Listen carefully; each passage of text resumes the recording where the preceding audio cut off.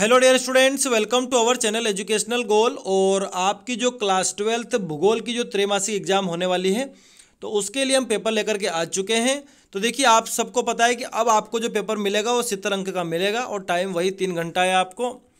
और यहाँ पर ये सारे निर्देश आपको दिए हुए हैं कि सभी प्रश्न हल करना अनिवार्य है और 1 से 4 तक वस्तुनिष्ठ है, 5 से 19 तक आंतरिक विकल्प दिए गए हैं और प्रश्न 18 से 19 में मानचित्र है। ठीक है, देखिए पहले 7 अंक के आपको विकल्प दिए हुए हैं। पहला है कि निम्नलिखित में से कौन सा भौगोलिक सूचना का स्रोत नहीं है, तो इसका जो उत्तर आ जाएगा वो हो जाएगा प्राचीन महाकाव्य।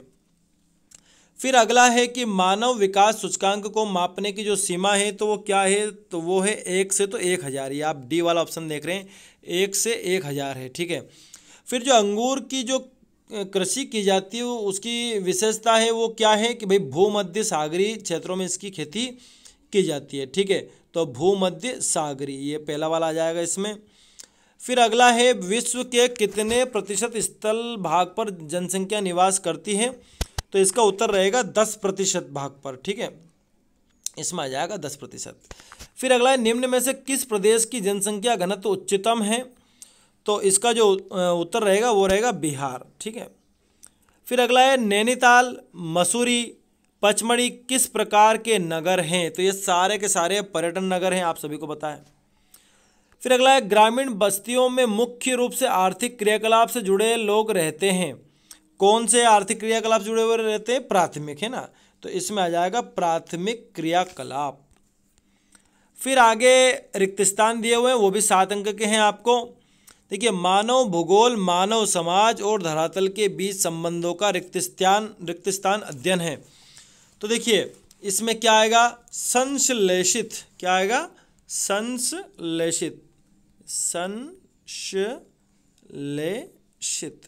संश्लेषित अध्ययन है। ठीक है, फिर अगला है जनसंख्या वितरण को प्रभावित करने वाला सबसे प्रबल कारक रिक्त स्थान है। तो देखिए वो क्या है? जलवायु। दूसरे वाले में क्या आ जाएगा? जलवायु आ जाएगा, जलवायु। ठीक है, फिर अगला है अति उच्च मानव विकास का स्तर रिक्त स्थान होता है। तो देखिए 0.800 ये सबसे उच्च विकास स्तर होता है। ठीक है, कुनेन पौधे के छाल भाग से प्राप्त होता है, मतलब इसमें क्या आ जाएगा? छाल आ जाएगा, मतलब कुनेन जो होता है वो छाल से प्राप्त होता है। ठीक है, छाल।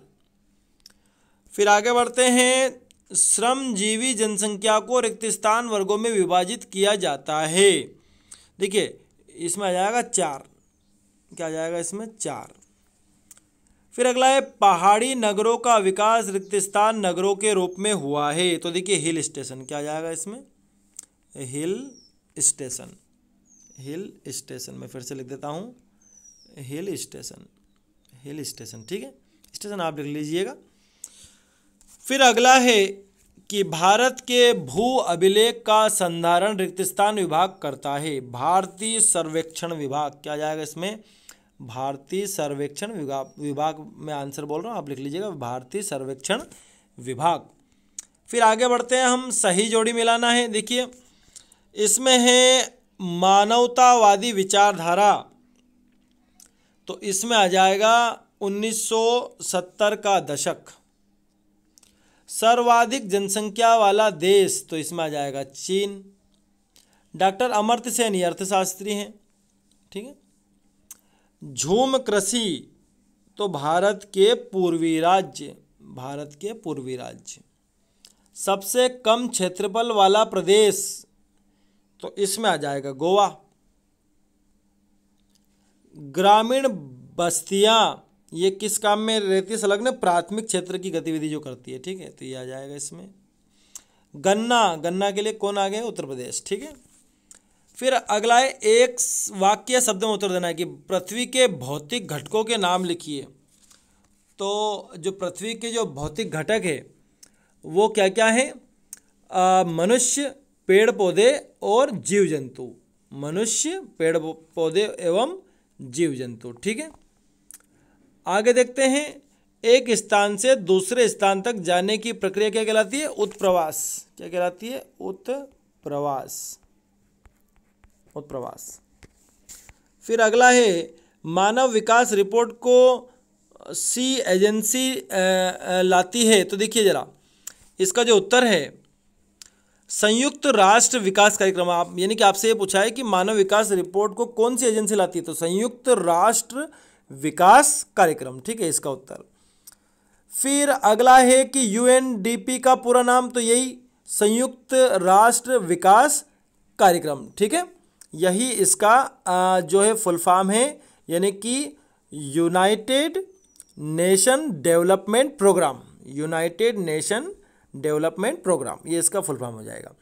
जनसंख्या घनत्व किसे कहते हैं, तो जनसंख्या बटे क्षेत्रफल, ठीक है, चाहे तो फार्मूला में लिख लीजिए या फिर आप कह सकते हैं कि प्रति इकाई क्षेत्र पर निवास करने वाले मनुष्य की संख्या को जनसंख्या घनत्व कहा जाता है, ठीक है, यानी कि 1 किलोमीटर के एरिया में कितने लोग रहते हैं, ऐसे भी आप उसको निकाल सकते हैं। तो आप कह सकते हैं जनसंख्या बटे क्षेत्रफल, सॉरी इसका उत्तर जो हम लेंगे बिल्कुल जनसंख्या बटे क्षेत्रफल।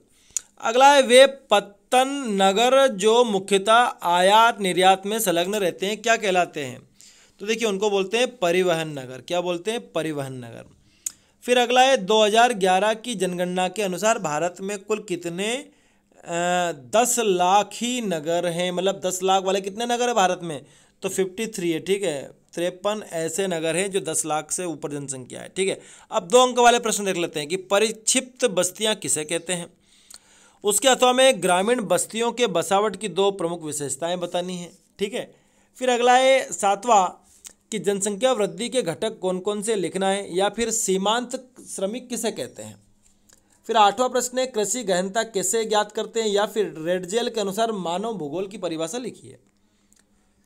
फिर अगला प्रश्न है कि मानव के प्रकृतिकरण से क्या आशय है, अथवा संभववाद क्या है, इसको आपको बताना है। फिर अगला है नव निश्चयवाद से क्या आशय है, या फिर प्रवास के उपकर्ष कारकों को लिखना है। 11वां प्रश्न है जन्म दर क्या है, या फिर मानव विकास के 4 स्तंभों के नाम लिखिए। फिर 12वां प्रश्न है कि मानव विकास सूचकांक क्या है, या फिर स्थानांतरण कृषि या दहन कृषि किसे कहते हैं। 13वां प्रश्न है शुष्क क्षेत्रों में फसल उत्पादकता कम क्यों है, लिखिए। या फिर भारत में चाय की खेती कब और कहां से प्रारंभ हुई, इसको बताना है। 14वां प्रश्न है खनन को प्रभावित करने वाले कारक कौन कौन से, लिखना है। या फिर निर्वाह कृषि एवं रोपण कृषि में अंतर स्पष्ट करना है।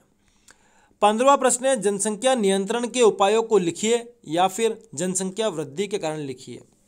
16वां प्रश्न है कि ग्रामीण बस्तियों के प्रकारों का वर्णन कीजिए, या फिर विश्व स्तर में सहकारी कृषि कहाँ फलित हुई, लिखिए।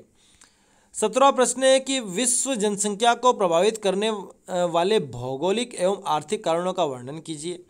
या फिर पर्वतीय क्षेत्रों में रोपण कृषि लाभदायक होती है, कोई 4 कारण लिखिए। फिर 18वां प्रश्न मानचित्र के लिए है, आपको विभिन्न ये जो क्षेत्र दर्शाने हैं, इंडोनेशिया, ब्राज़ील विश्व मानचित्र पर, विश्व के निर्वहन संग्रहण के क्षेत्र, मेक्सिको, सोवियत रूस, ऑस्ट्रेलिया, महान झील प्रदेश, सेंट पीटर्सबर्ग, संयुक्त राज्य अमेरिका, थाईलैंड। या फिर आपको 19वां प्रश्न फिर से मिला है कि भारत के मानचित्र पर आपको दर्शाना है मुंबई, गोवा, गुवाहाटी, जयपुर प्रमुख चावल उत्पादक राज्य, प्रमुख चाय उत्पादक राज्य, ठीक है।